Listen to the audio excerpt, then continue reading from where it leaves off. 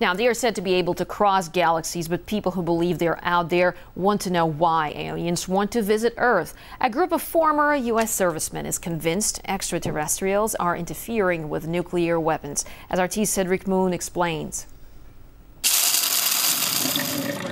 Perhaps few things say normal or routine more than a daily dose of coffee, a cup of calm, in what can on any day be out of the ordinary. Out of the ordinary, like a nuclear holocaust out of the ordinary. Let's say there's an attack from where doesn't matter. It could be North Korea, Iran, Pakistan. If that were to happen, nuclear payback wouldn't happen.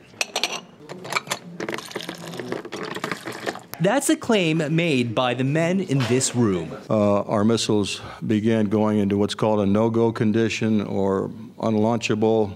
Essentially, they were disabled. Detailed in this report, full of court-sanctioned sworn affidavits. The witnesses have described these craft as disc-shaped or cylindrical-shaped or spherical. If you think what's being said inside this building is completely ridiculous, you might want to consider something. My name's Robert Hastings. Thank you for coming.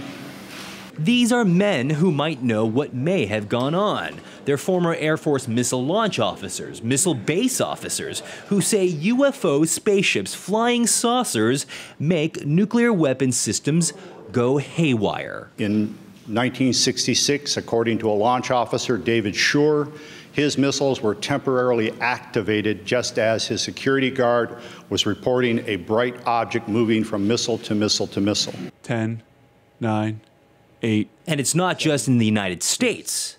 Also, 4, 3, in Russia. 2, 1. Like a 1982 incident that happened in then Soviet Ukraine. Given the fact that these incidents have gone on over there, including one incident of their missiles being temporarily activated when a UFO was hovering above the missile base, identical to what occurred here, I think we can rule out that whoever are piloting these craft are either American or Russian.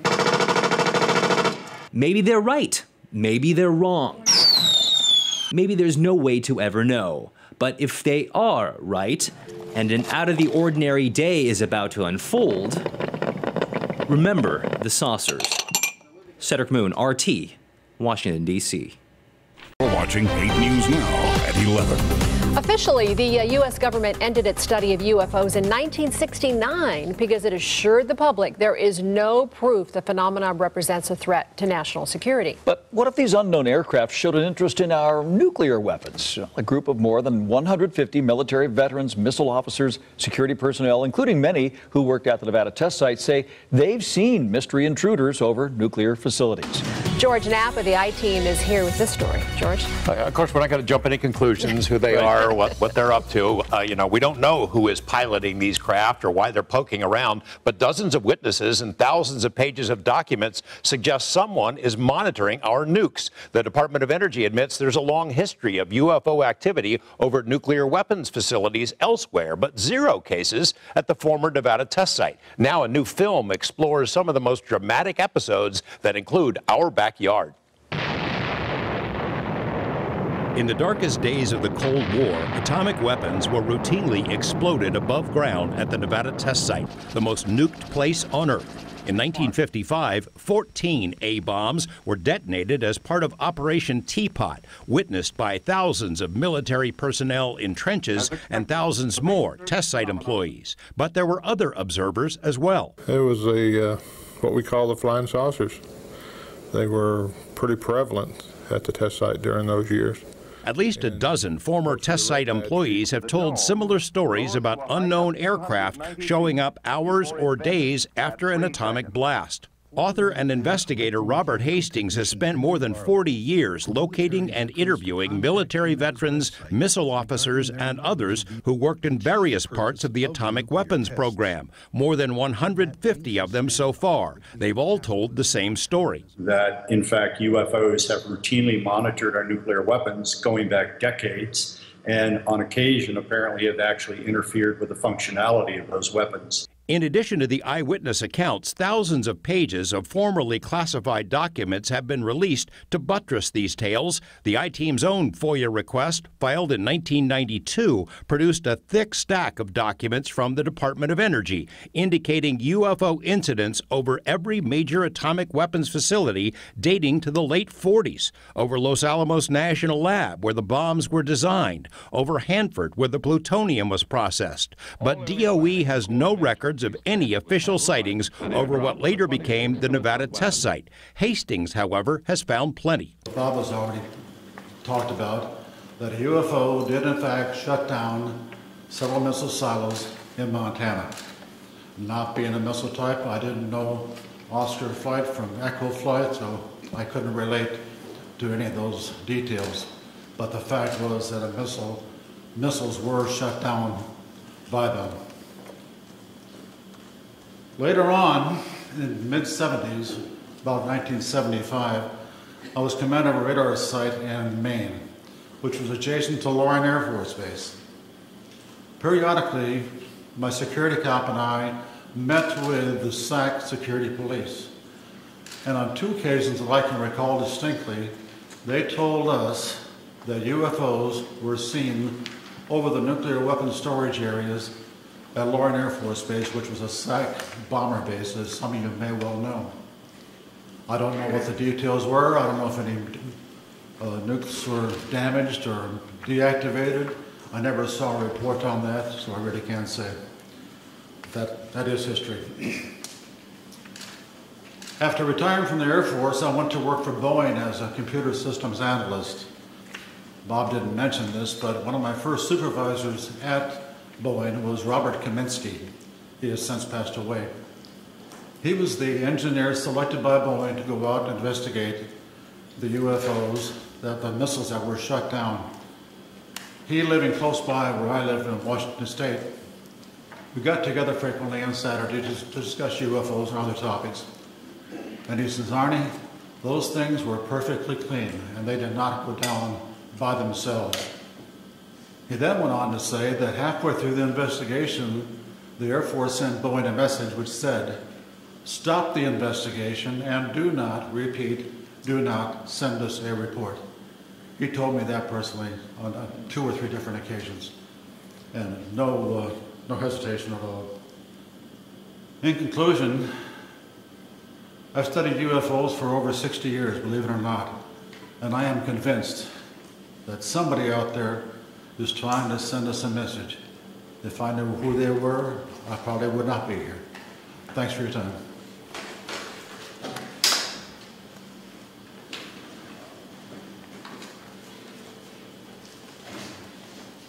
Good afternoon. My name is Robert Jameson. Between January 1965 and October of 1967, I was stationed at Malmstrom Air Force Base as a combat missile targeting team commander. Our main job was to point the missiles in the right direction. Also, we may be dispatched from time to time to a restart. In case any missile goes off alert, we have to restart it and verify the targeting data. In March 1967, I was on alert for dispatch. And that evening, I got a call from Job Control saying, a missile going down in Oscar flight, go out and restart it, which was nothing unusual up to this point. I called my team, and I went down into the hangar. As soon as I got to the hangar, some acquaintances of mine approached me and says, Bob, do you know what happened? No, I don't know what happened. And he says, well, a missile, a UFO, was sighted over Lewistown, Montana, actually over Roy, Montana. Lewistown's the nearest town of any significance. But over that Roy, Montana, which is the center of Oscar flight. And when that UFO, at the same time that UFO was over there, all of Oscar flight went down. Well, that was highly unusual. I went to Job Control to verify it, and yes, they confirmed it. And I was looking at the status board they have. They have a map of the whole wing. I noticed everything was green. All the lights, they have lights for the missile sites. All the lights were green except one corner in the upper right-hand corner was all red. All of Oscar flight was down. I mentioned to them that doesn't happen. He says, well, it happened once before, about a week before. A UFO was sighted over Echo flight. About the same time, all missiles in Echo flight went down. He says, other than that and this is it. It's never have happened before. Personally, I'm never aware of any 2 missiles going down at the same time, let alone 10. I also learned, UFO people in job control was telling me, that earlier that day, a UFO was sighted over Belt, Montana, another town in Montana, small town east of Malmstrom. And it went into a canyon.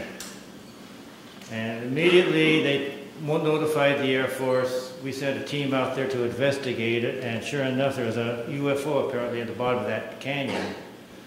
Job control told me, go over to the emergency command post they have set up in the colonel's briefing room. I had access to that location. I went over there.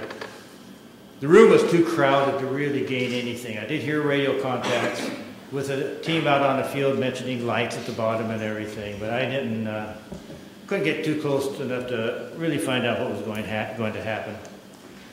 I left the room and started wandering around getting my team ready.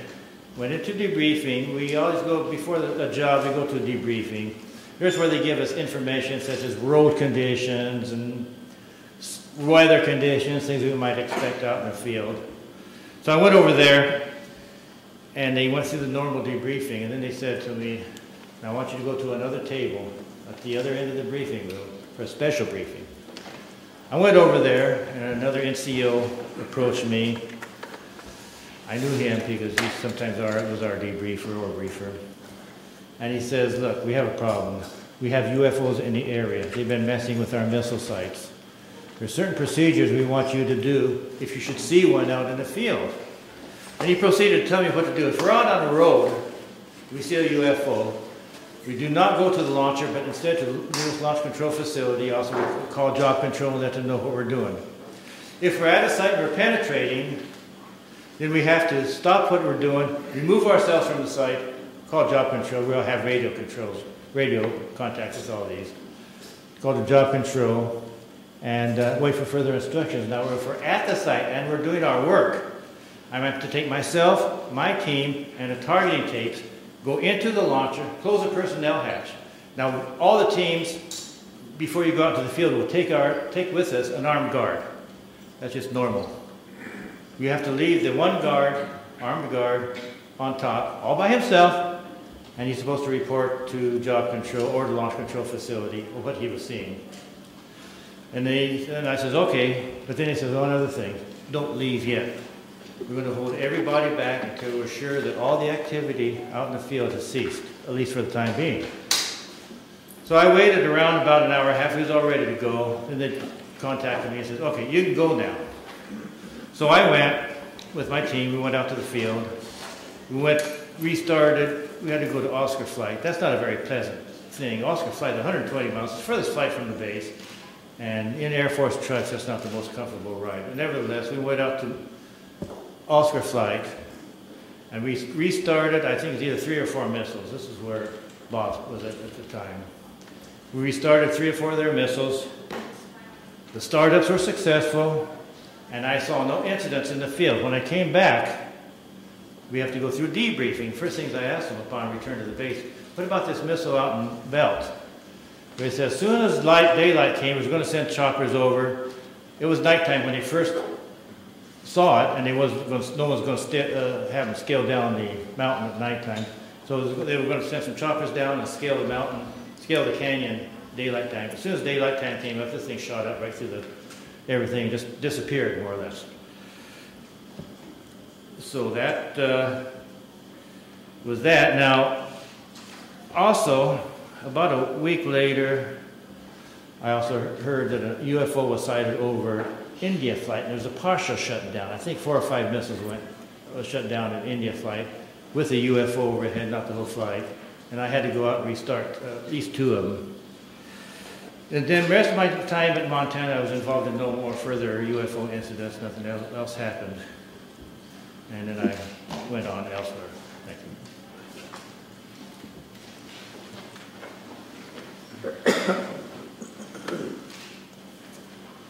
you. Good afternoon. My name is Charles I. Halt. I retired from the U.S. Air Force in 1991 as a colonel. During my military career, I was base commander of 2 large installations, and at the time of my retirement, I was in the Department of Defense Inspector General's office with total inspection oversight of all services and all service agencies. In 1980, I was reassigned to the Pentagon to RAF Bentwaters as a deputy base commander. At that time, Bentwaters was one of the largest tactical fighter wings in the world. We had the 2 base complexes, Woodbridge and Bentwaters in England, and 4 FOLs in Germany, and 2 additional standby bases.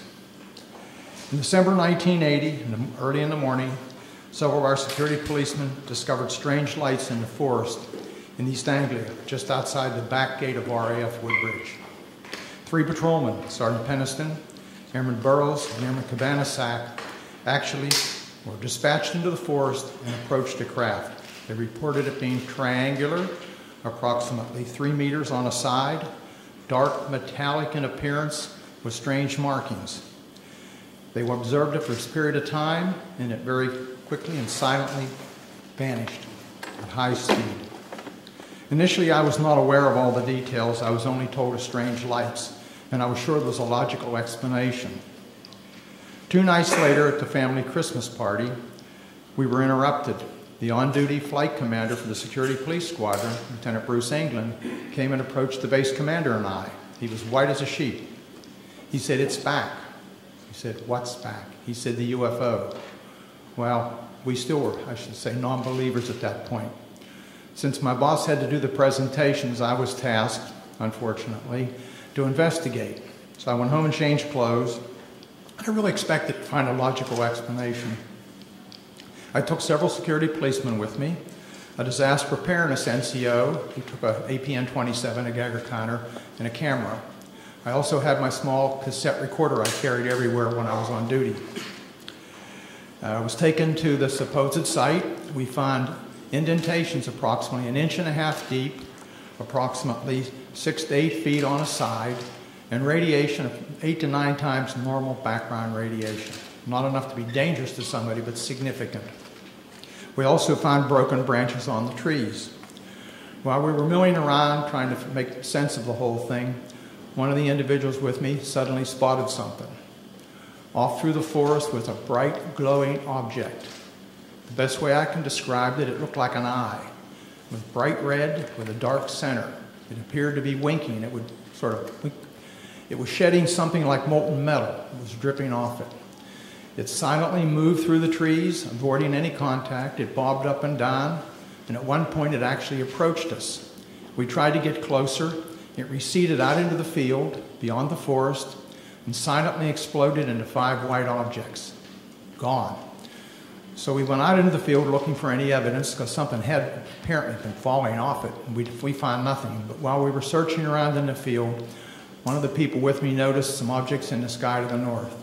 There were 3 or 4 objects in the north, brightly colored, changing from elliptical to round, and moving at very high speed and sharp angular movements as though they were doing a grid search. While we were watching them, somebody else noticed to the south there were 2 objects just sort of hovering in the sky. One object approached us at very high speed, best guess is 3,000 to 5,000 feet, somewhere in that neighborhood, stopped directly overhead, and sent down a concentrated beam at our feet. It was about 1 foot in diameter. The best way I can equate it is sort of a laser beam. We stood there in awe. Was this a warning? Was this an attempt to communicate? Was this a weapon? Or just a probe? Just as suddenly as it appeared, click, it disappeared. We stood there, really concerned. About that time, we noticed the other object to the south was sending down beams, about a mile and a half away over Woodbridge Base. We had 3 different radios with us, the police radio, the security police radio, and I had the command net. All 3 radios were functional. We were talking to control centers. They were constantly breaking up, and we had great difficulties communicating, but we were able to discern that on the police and security net that some of those beams were either falling into or near the weapons storage area, and there's a great deal of concern. It really bothered me at the time. Every time something of significance happened that night, I kind of clicked on my little tape recorder and recorded it so I'd have a record of it for the next day. Unbeknownst to me, a copy of that was released by one of my coworkers several years later, and hence there was a lot of publicity. My superiors at the time were informed what happened. I briefed my boss. I played the tape for him. He listened intently. He was aware of the incident because he was monitoring the night before on the radio. He and several others were. He took the tape to the 3rd Air Force staff meeting the following Wednesday. 3rd Air Force was the Air Force headquarters at that time in England. Played it for General Baisley, the commander and staff. They all sat silently. The decision was, it happened off the base, so it's a British affair. In other words, they were loath to get involved. So my boss came back and threw me the tape recorder, and I said, well, what do we do, boss? He said, get with Squadron Leader Moreland, who was the British liaison officer, and do a report. It's their problem, not ours. Gosh, here I am kind of caught in the middle, and I'm a junior guy here. Whoa, why did I ever get involved? Well, Squadron Leader Moreland was on vacation in Wales at the time. He came back, and he was quite upset that he was in the middle of the thing, too. So he said, well, write a memo. So I wrote a, I shall call it, cleaned up memo, just kind of unexplained lights, just to kind of tickle their, get them to come out and investigate and look into the thing.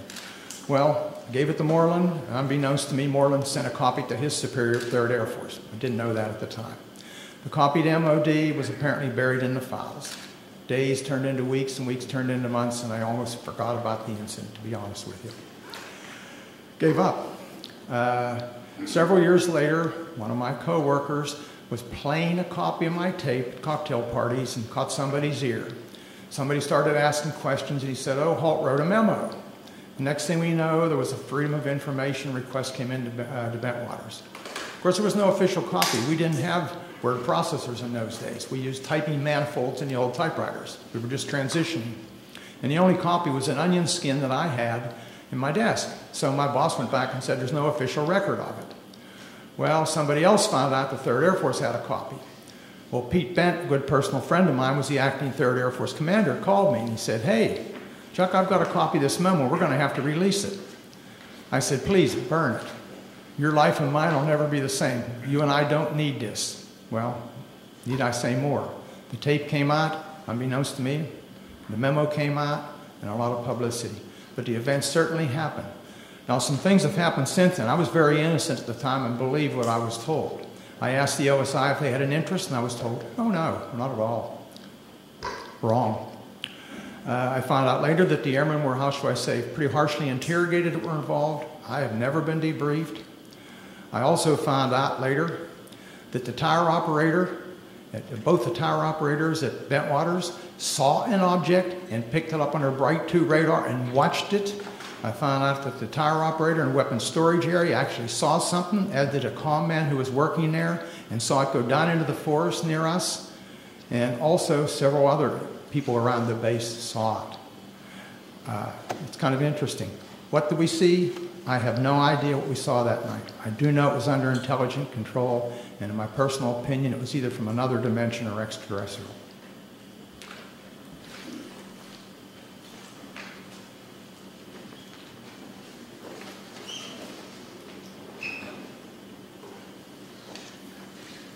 Good afternoon.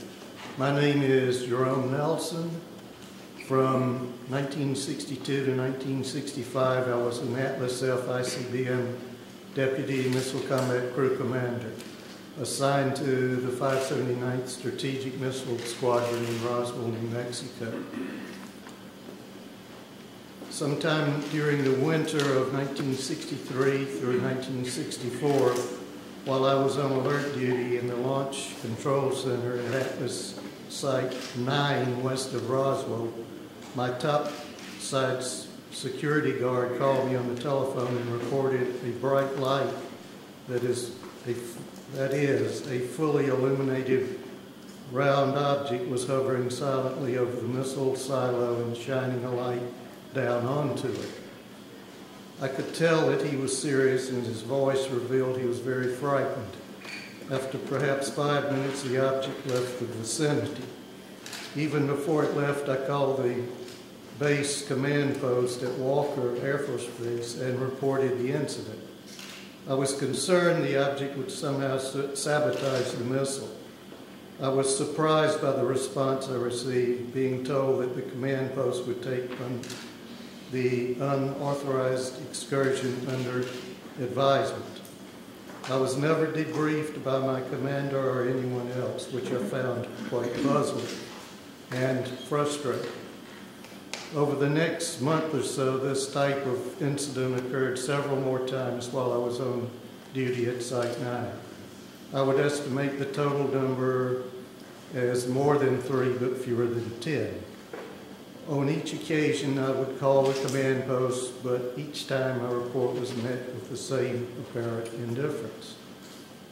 During each of these incidents I witnessed, the guard would call the Launch Control Center and report the UFO. Several guards were involved over time and were all obviously frightened by the object hovering over the site. Their voices were actually trembling. Because of my duties in the Launch Control Center, I could not go topside and look at the objects myself. Only decades later did I learn that at least one missile facility technician, Bob Kaplan, had been ordered to report to the Office of Special Investigations on base and make a report about a similar incident he had witnessed at Site 9 during the period. At the time this development was kept from me and my missile commander, I do not know whether anyone else was interviewed by the OSI, but I wasn't. That's my report.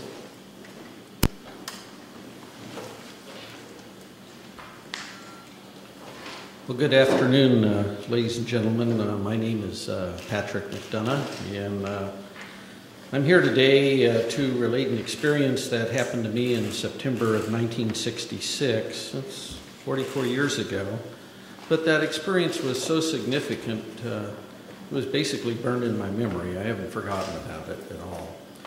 But I am getting older, and I did want to put this experience and relate it on the record. A little background on me: I had enlisted in the Air Force in Berkeley, California in the first week of November 1962. At the onset of the Cuban Missile Crisis, it was going. I felt patriotic. And up to that time, I had been studying engineering in college. I had 3 years of engineering.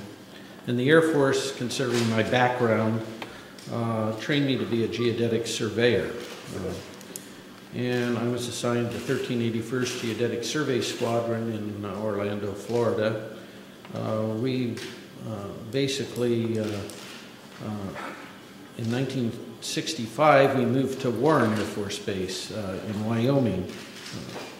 On average, I would spend 9-10 months a year on temporary duty, surveying for latitude and longitude at our missile sites and aircraft bases for positioning missile and aircraft guidance systems. Basically, the squadron's mission was to provide precise geographical coordinates for a missile or an aircraft inertial guidance system, so that the missile or aircraft would know exactly precisely where it was at when it takes off, while the intelligence agencies would provide the targeting information. In early September of 1966, myself and 2 other airmen, Airman First Class Al Kramer and a Airman Third Class Charlie Coates, we were temporarily assigned to Malmstrom Air Force Base, and were ordered to provide or perform the initial geodetic surveys for the last 50 missile sites there. There already was 150 Minuteman I sites, and we were putting in the last 50 for the wing. And basically, we were assigned to the Site Activation Task Force, they called SATAF. It was a Boeing, really, the prime contractor. We were given a government truck, no radio, anything in it. I was the chief of party. I was the observer on our small 3-man team. Al was the recorder. Charlie was, we were trying to train him both in observing and recording. We normally would arrive at a missile site at about in early evening. We'd set up our instruments. And basically what I was doing was the star observation to provide precise latitude and longitude. On the night of this incident that happened, we were completing a series of what we call celestial astro-azimuth observations southeast of Conrad. And I was doing the observing, Al was recording, and Charlie was assisting Al with the chronometer on the time hacks as I tipped on Polaris. The unusual thing about this missile site I was at was that the blast hatch of the silo was open. And that was very unusual. Normally when I'd go to these missile sites, even though they were not activated yet with a missile, they were always closed. The monoliths were there. We do 4 monoliths and do a precise quadrangle. And the work we did was very precise. It involved a lot of, it was basically all using star shots. And so here's a site that we arrived at, and the blast hatch is open. And we're nearing completion of the star observations. We had been to the other 3 monoliths, and I was at the monolith at the next to the hatch. And it was probably about 1:30, and a unidentified flying object came from the north and stopped right over us. I would say it was well, probably about altitude of 300 feet or so, maybe a little higher. It's a little hard to tell in the dark. It was round. It had, I would estimate its diameter at about 50 feet, kind of like a pretty large, you know, like a wingspan of a B-52, something in that range. It's pretty large. It seemed to have pulsating lights going around it, and it had a white light from the center looking down into the silo. There was no wind, there was no noise. Still only stayed there maybe 20, 30 seconds at most. And then I just remember, I'm staring up at the stars, right? I'm a pretty keen observer of what's above me here in the celestial spirit there.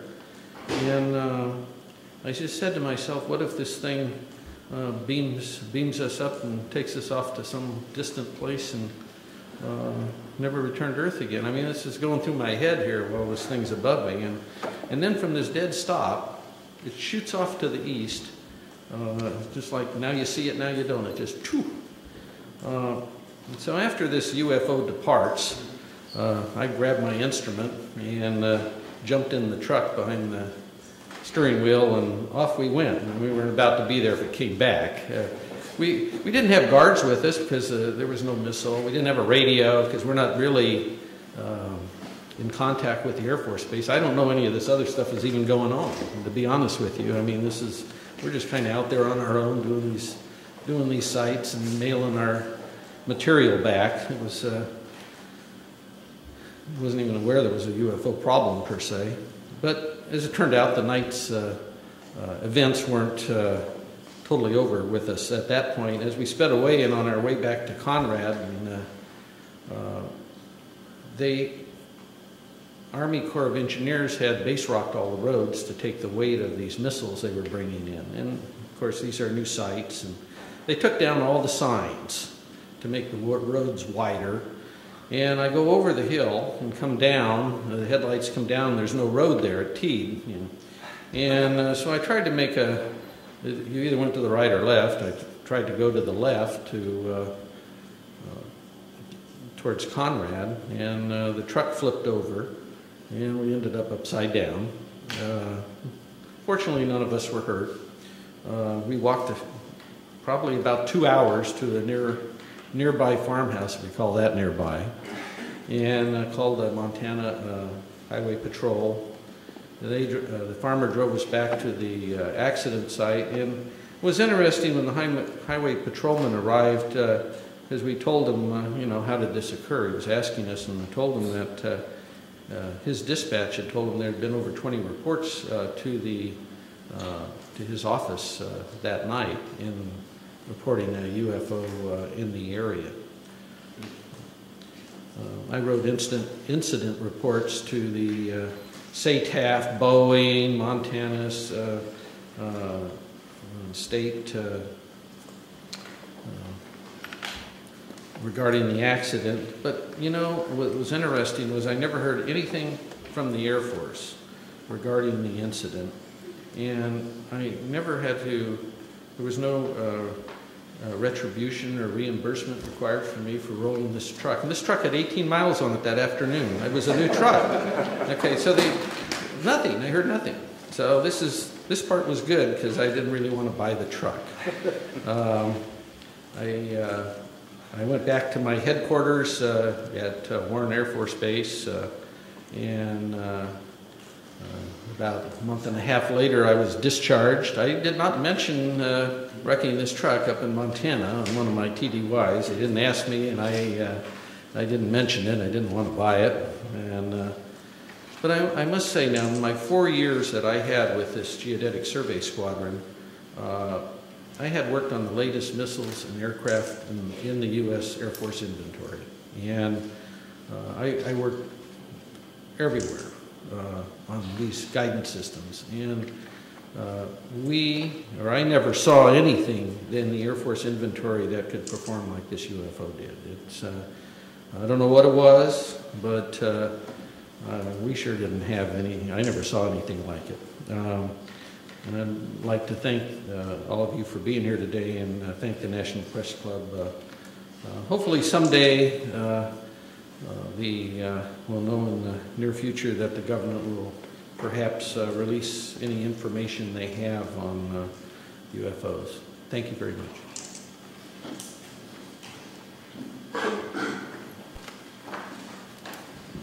Hello, everybody. I'm Bruce Fenstermacher. I don't have any exciting stories like rolling a truck with 18 miles on it. From 1974 to 1976, I was a combat crew commander and a captain in the Air Force, stationed at F.E. Warren Air Force Base at the 400th SMS, and assigned to roaming flight. In the fall of '76, my deputy, who I'll call Sam because he's not giving me permission to release his name, we were on alert, trying to stay awake. We were listening to the conversation between the flight security controller of the topside NCO and the strategic alert team, the security alert team, the SAT. Kind of that was one way to stay alert, because the SAC duty is moments of terror with hours of boredom. And suddenly we heard the FSC call the SAT team and say, stop the vehicle. Get out of the vehicle and look around. I didn't tell them where to look or anything. And Sam and I looked at each other, and then said, what do you see? And he said, oh, I don't see anything. I don't see anything. Holy bleep. I do see a white pulsating light in the sky. It's maybe 7 or 8 miles away. The FSC asked where it was. He said it's to the north. He said it's pretty close to where the launch control facility is. So my deputy and I did a double take. We called upstairs, and we said, what's going on? He said, you're not going to believe this, Captain, but right above us, there's a huge white thing, pulsating light above us, and I had to call them to make sure I wasn't seeing anything.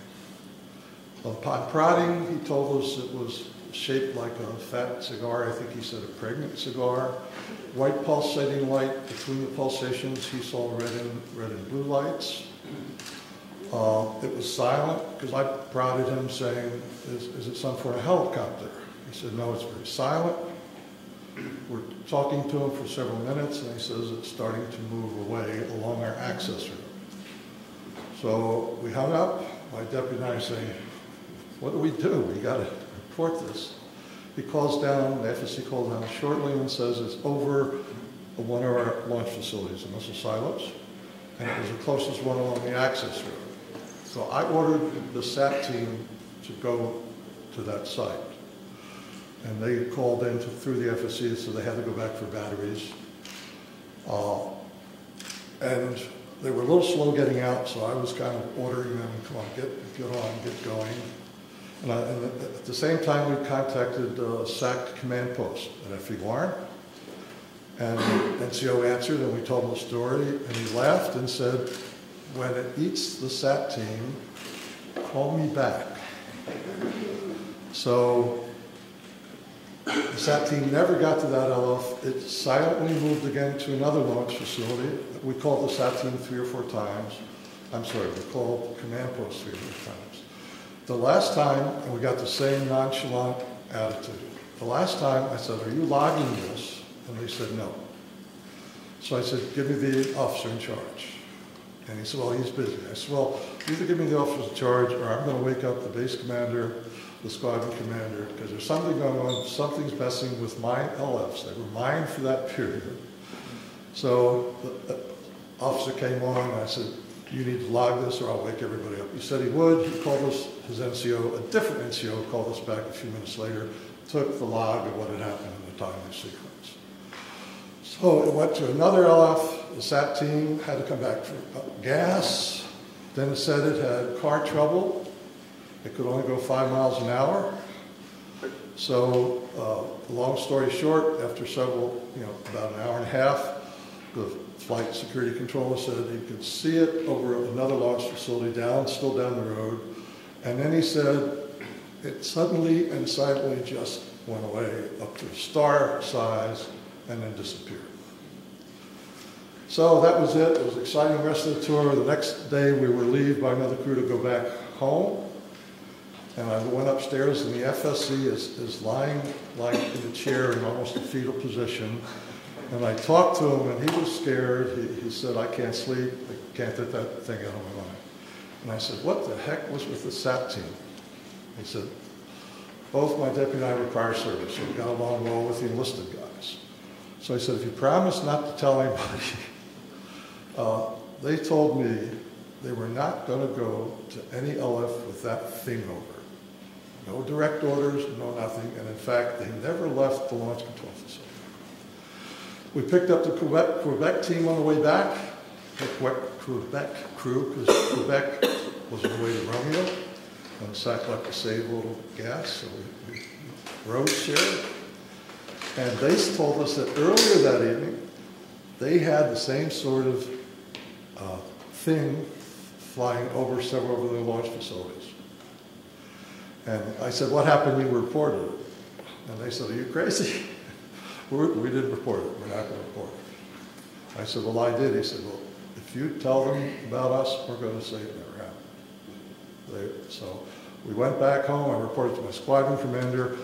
The next few, we always have departure meetings when you go out for alert. The next several departure meetings, we have an unusual visitor. We have an officer in a uniform telling us that you may have heard rumors about this. It didn't happen. It's top secret. And I wanted to stand up and say, which is it?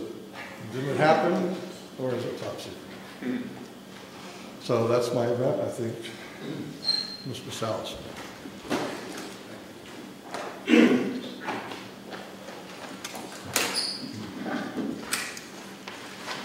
What you have heard here today is evidence of a phenomenon. It sounds fantastic, and it is fantastic. We presented this evidence in the public interest of open government. Our signatures on affidavits in the press kit that you have attest to the truth of our statements. Our evidence is now public domain. The real question is, what is the public going to do with it, this testimony? It has been a general practice of the media to scoff at these kinds of stories and make light of such testimony. We can only ask that you take the time to give some serious consideration, not only to our statements, but to the statements of other witnesses out there who have similar incidents. There is also documentary evidence that helps support what we have said. We hope you'll take the time to at least take a look at those, research this a little bit, and if you do, I think you'll come to the same conclusions that we have. That is that the UFO phenomenon is real, not imaginary. There's current excessive secrecy in our government surrounding this phenomenon. Unknown aerial objects have in fact been observed over many of our nuclear weapons bases and other nuclear facilities, and in some cases the appearance of these objects coincided with compromising the operational readiness of our nuclear weapons. Although each of us might have different opinions about the meaning and intent of these incidents, I think we can all agree that the tampering with nuclear weapons is a national security concern. This is Air Force official policy on UFOs. This is dated 2005, but I believe it is current policy. I'll just read one part of it. It says, no UFO reported, investigated, and evaluated by the Air Force was ever an indication of threat to our national security. That is clearly misleading. It is false based on our testimonies. This statement, the decision to discontinue UFO investigations, was based on an evaluation report prepared by the University of Colorado in 1969. I believe this was the infamous Condon Committee study. There was substantial evidence to show that study was superficial and biased. In particular, the Echo and Oscar incidents I spoke about were never investigated by the Condon Committee, even though their principal investigator was well aware of these incidents. Obviously, the testimony given here today conflicts directly with that Air Force policy statement. We ask that our government answer to the public about the obvious discrepancy between our testimony and that of the current statement. Indeed, we demand an answer based on the foundation of our democracy that says, and I want to paraphrase Franklin Delano Roosevelt, President Roosevelt, the people should be strong enough and well enough informed to maintain the sovereign control over its government. Finally, I want to say, I think I speak for every one of us here, I have the utmost respect for all the men and women in the U.S. Air Force. I graduated from the Air Force Academy. I thoroughly enjoyed being a part of the Air Force, and I was honored to serve my country in that way. Our disagreement and challenge to the Air Force has nothing to do with the people of the Air Force. It has to do with official Air Force policy. And I think they are deliberately withholding the facts, not just in what you've heard here, but continuously since 1969. And by doing so, they're not allowing the people of this country to engage in the decisions regarding events that are clearly national security issues and concern to all of us. We're simply asking for the truth. Thank you for your attention. At this time, we're going to take questions. Mr. Hastings will take it from here. If you would go to the microphone over here and tell us what media you represent. Thank you. When you ask a question, I would ask first that you identify yourself and your organization, and then direct your question perhaps to a specific individual. That person will have to find his way to the mic, so there'll be a bit of delay. Pat McHugh, the Daily Trojan, University of Southern California. We just did a big event here, and LucasArts, Mr. George Lucas himself. I wanted to commend all of you. You guys are soft-spoken, but you carry a big stick, and that's exactly the way to approach this issue. I remember when UFOs first got going, it was like a laughing matter until they started revealing themselves in the deserts, Arizona, Colorado, and so forth and so on. I'm standing up here not only because if I'm a resource to anybody, if LucasArts is, please let me know, and I'm glad to do whatever I can to help you. As well, I wanted to point out that my friend Charles Stone back here is something of a real authority on UFOs. It does quite extensive work, websites and all, and is a real authority if you need some questions answered. That's it. Hello, Jeff Schogel with Stars and Stripes. Two quick questions. Mr. Hastings, you had mentioned that this is an ongoing phenomenon. Is there an incident later than 1980 that you were aware of? And then also, are there any testimonies here today that are new that have not yet been documented or been in the public domain? This is a cross-section of the witnesses who've come forward. The latest incident involving nuclear missiles was at Malmstrom Air Force Base in 2007. However, the person is still active duty Air Force. I'm not going to elaborate on that until that person is separated from the Air Force. Another incident occurred at the Nellis Air Force Base, Nevada, Area 2 weapons storage area. A series of incidents, the latest being in April of 2003, in which there were unidentified aerial objects maneuvering near the weapons bunkers at that facility. More recently, civilian sighting reports in Orange County, California, at the Seal Beach Naval Weapons Station, a series of bunkers, again, containing nuclear weapons. There were local media reports of multiple sightings in March of 2009 near this weapons storage facility. This is ongoing. This is the tip of the iceberg. We can only catch as catch can. I am of the opinion that for every incident that I'm aware of, and for witnesses that we've got in hand, there could be 10, there could be 100, there could be many, many more incidents that I'll never know about because the people won't come forward. They'll wait years or decades to talk about what they know. And is anything that has been said here not been in the public domain before? I'm sorry? Anything that has been said here, I know I've heard the incident that Mr. Holt referred to, I've seen Mr. Salas. Is there anything here? The other people that you've heard here today, I reckon you've not heard about. The testimony of the majority of these people have not hit the national airwaves, so to speak, or the national media. There have been websites, I've written articles and so on, but the majority of these witnesses have not received national or international exposure. I think if we could maybe limit one question per person so we can get everybody accommodated. Yes. Gentlemen, Stephen Smith, KSHE Radio, St. Louis. I commend you all for being here. What an incredible panel. And Robert, you and I have always spoken over the phone. I'm still editing the book. I was at Naval Headquarters in Communications during the Carter administration. And I can affirm what you're all saying. This phenomenon is incredibly real. And one day, a gentleman came into our comm station, came up to me, I had never seen him before in my life, and said, "Do you know that we have aliens on ice?" And I was just taken back and speechless. I didn't pursue with any questioning. And he turned around and walked away. And walked out.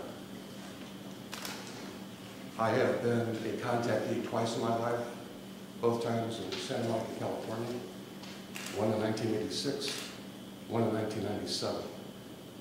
Incredible experiences that I won't go into detail right now. But I just want to say, bravo, gentlemen. Thank you. Thank you. Spencer Ackerman with Wired. Mr. Hastings, could you elaborate on why you've speculated that the unidentified flying objects that all of you have described possess the agenda of trying to tell us to turn away from our path of use of nuclear weapons? Are there other potential explanations that you've considered and found less plausible? Is there a possible offensive threat to the world from these UFOs? As I said in my introductory remarks, that's speculative on my part. However, given the available evidence, that is a plausible scenario. We can clearly say, based on radar data, which are empirical, not anecdotal, that these objects have been tracked since the early 1950s, if not earlier, traveling up to 7,000 miles per hour, making right-angle turns at high rates of speed, instantaneously hovering, reversing course.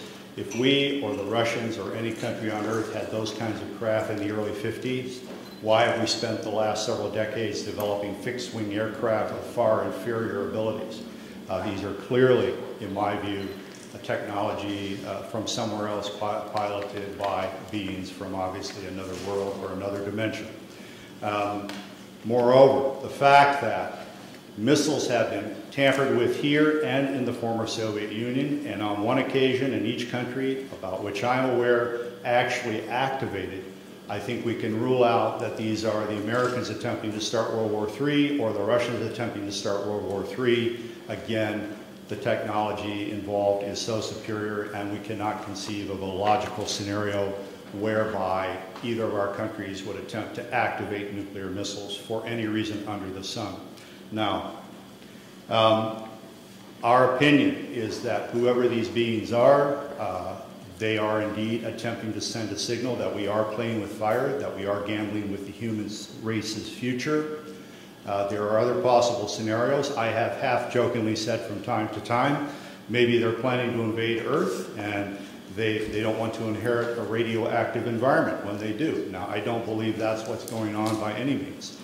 I don't think humankind is in jeopardy from whoever they are and what their intentions are, except we will have our minds expanded. There will be a paradigm shift. Traditional institutions such as religions, governments, other social institutions may indeed be threatened by what is coming.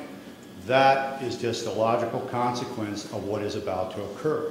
But if indeed this Earth is being visited by other races, and if those races are, one or more races, are in fact repeatedly monitoring and sometimes tampering with our nuclear weapons, that secret, in our view, should not be kept from the citizens of this planet any longer.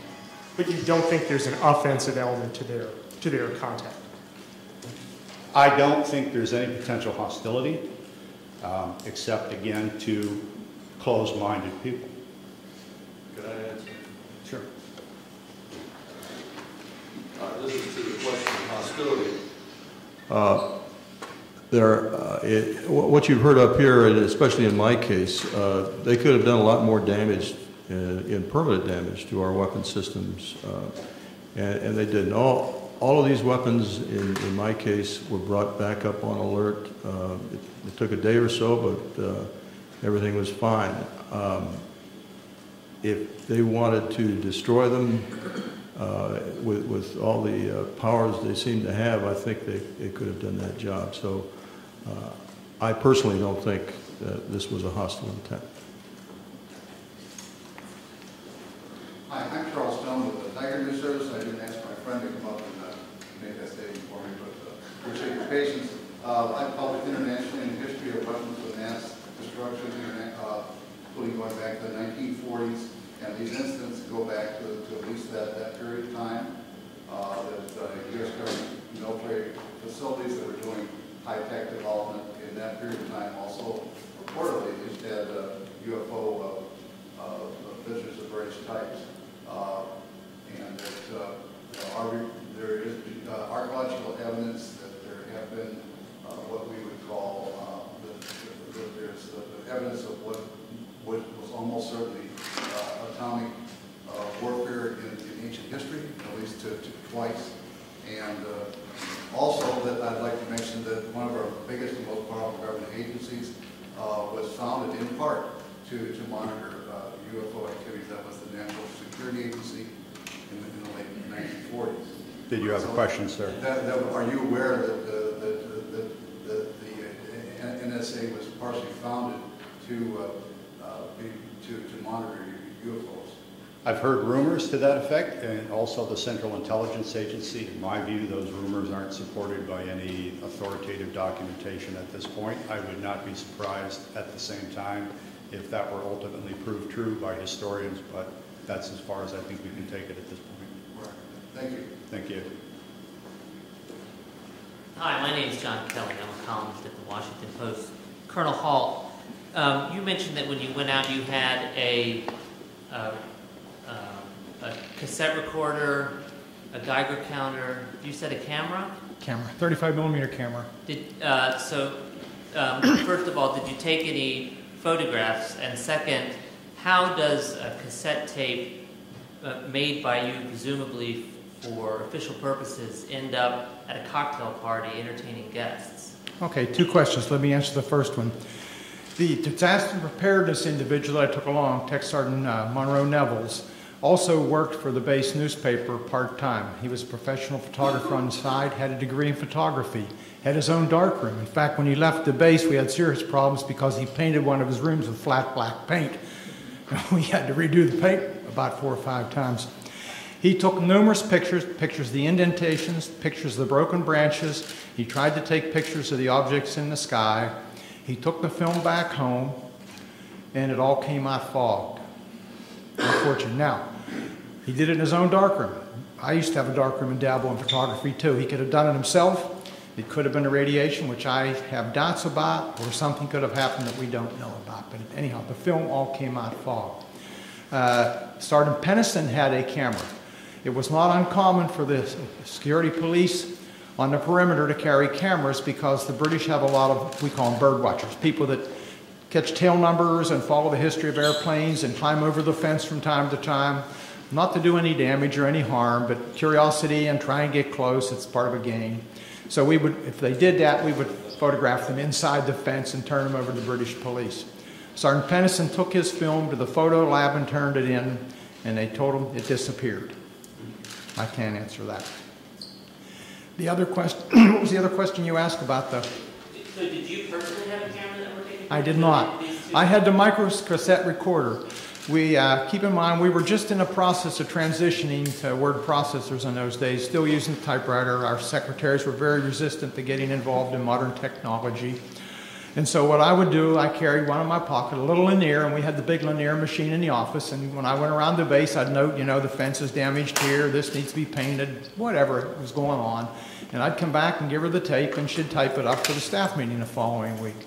So I just thought, well, I'll take the tape recorder along because I don't want to take notes. It's cold and windy, dark. So I took the tape recorder along. It was a little microcassette one, little tiny ones. I still have it, by the way. I came back, and after the tape was played at 3rd Air Force, and I played it for Squadron Leader Moreland and several other people, Ted Conrad, my boss, then said, make me a copy. So I made him a copy. He put it in the desk drawer, in his desk drawer. He moved on and was replaced. And the gentleman that replaced him thought it was hilarious to play the tape. I didn't know this at the time at cocktail parties. So he was playing a copy. A copy of that copy somehow or other got to a gentleman by the name of Harry Harris, a British barrister or a lawyer. Harry was an amateur ufologist. He and a guy by the name of Mike Sachs. I traced his down years later. And a couple of ladies named Brenda Butler, Dot Street, and Jenny Randalls, who were writing a book at that time, all got involved, and my tape got out into the public domain, a copy of my tape. What's on the internet now is probably a 5th, 6th, or 7th generation, but it's out there. So does that answer your question? Thank you. Let me interject that Robert Jameson, the missile targeting officer from Malmstrom in '67, does need to catch a plane, and so if anyone wants to direct a question to him, you'll need to do it in the near term here.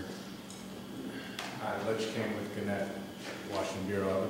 3 questions, 2 of which can be answered by raising a hand. The first is, have any of you been contacted in the last month, I guess, whenever this event was being planned, by a government official telling you not to show up or trying to dissuade you? Any of them? Any of you? No. Second question is, Mr. Hastings alludes to the fact that there's a message being sent here that we ought to get rid of nukes. How many of you subscribe to that theory? The theory that you support getting rid of nukes, first of all. I don't think he said that. Well, that... What you're being asked is, Bob and I are of the opinion that the bottom line is the best explanation for what has taken place at our nuclear weapon sites is that whoever are in the UFOs are in effect sending a message, perhaps getting rid of nukes, expressing displeasure or concern, but certainly indicating an interference with the weapons. You're being asked whether you subscribe to that or not. Do you support? Not quite to that degree. I think they're modernists. Make sure we don't mess things up. Do all of you support getting rid of nuclear weapons? Show of hands. Okay. Can I just add? Sure.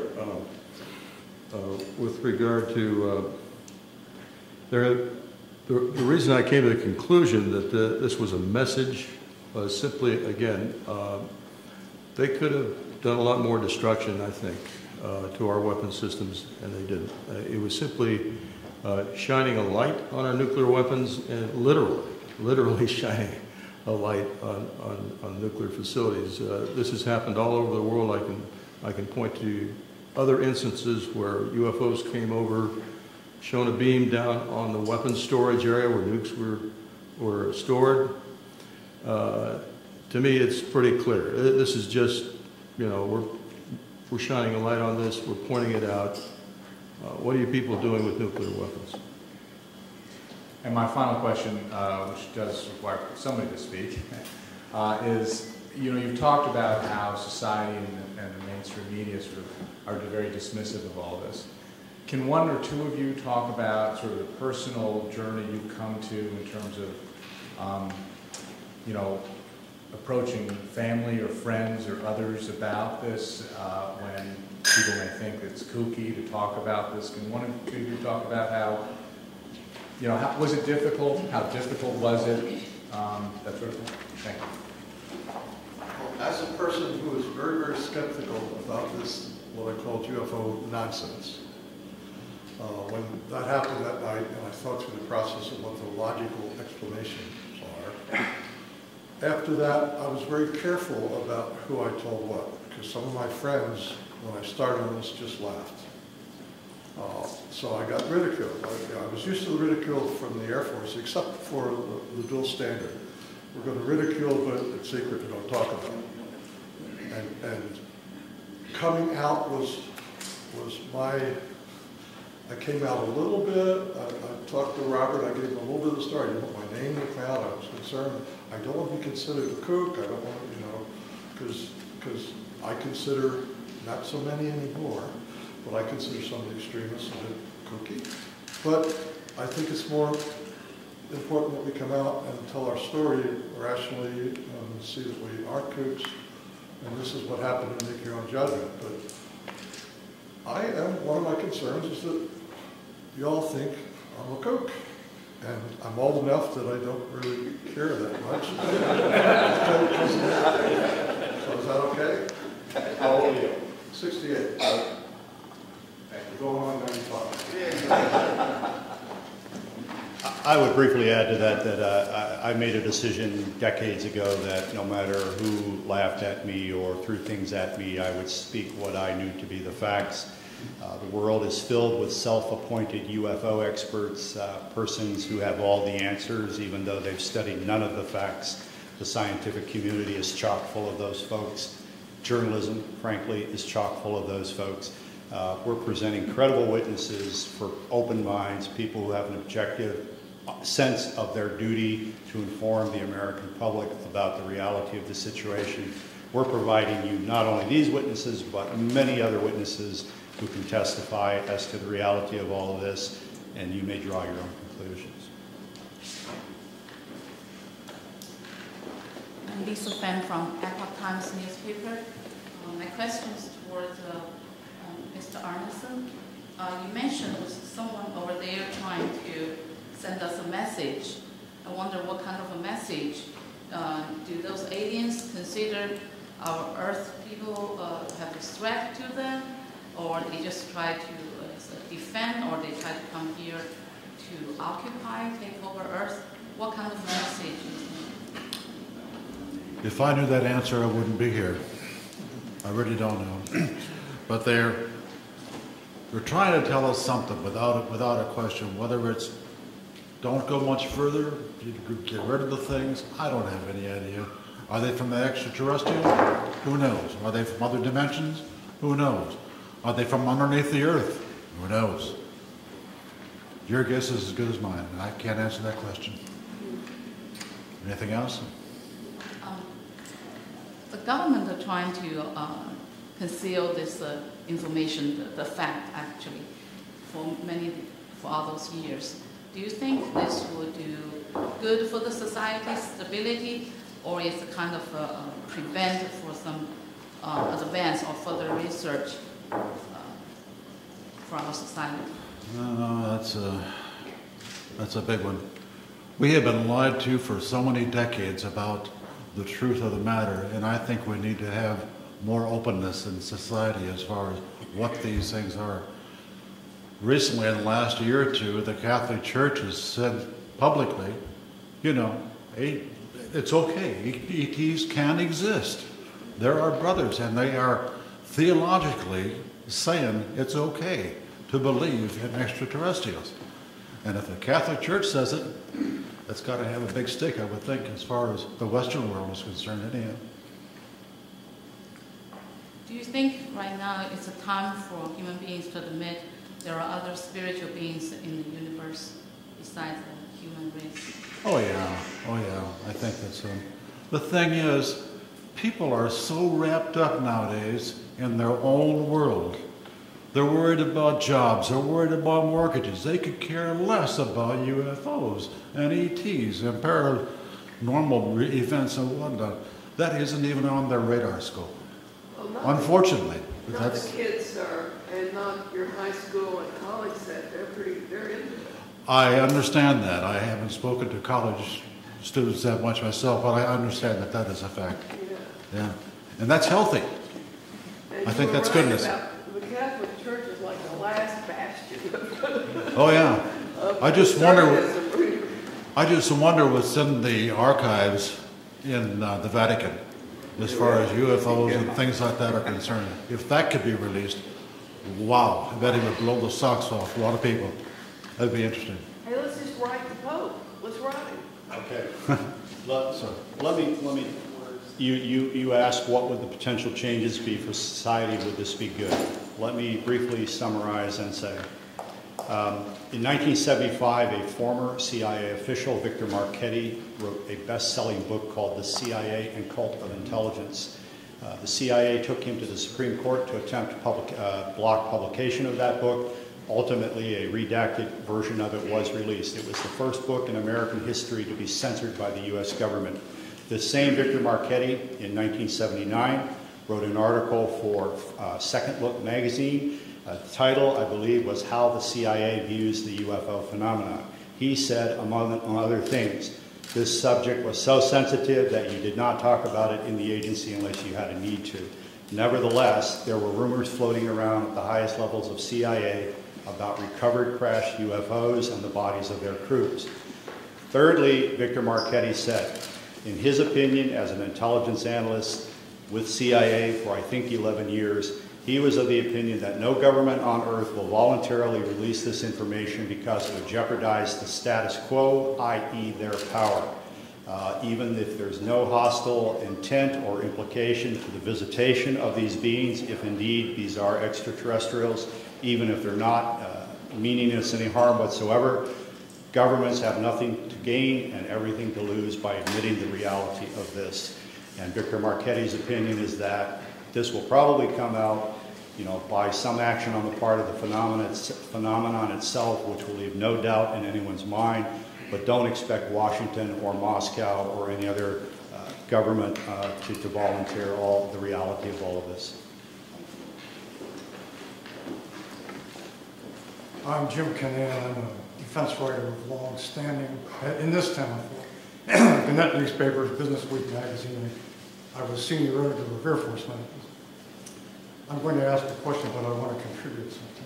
When I was on Air Force magazine, I was told by an Air Force colonel of long acquaintance that this was real and that we were actually dealing with the aliens. I never had the guts to write. He said, you won't have the guts to write this. I said, no, because I have to confirm it. And if you can't tell me how to confirm it, he did give me a couple names, but it didn't pan out. I was like all the rest of the press, I didn't have, if I couldn't confirm it, I wouldn't write it. Now, that may mean that we're somewhat cowardly, but at the same time, it means that we're also very careful. I do sympathize with the members of the press who do not write about this, even though I myself am convinced of it by now, because I was one of them. But now, I have a question contemporary. 2 years ago, the Air Force Chief of Staff and the Secretary of the Air Force were dismissed by the Secretary of Defense for, among other reasons, being sloppy in their management of nuclear weapons. We transported an armed one somewhere, we sent components overseas and so forth. This shook up the Air Force. I want to ask you gentlemen in the aggregate or individually, Do you think that this evidence of malfeasance ranks up there with not telling the public about alien or UFO intrusion at nuclear sites? Is there an equation?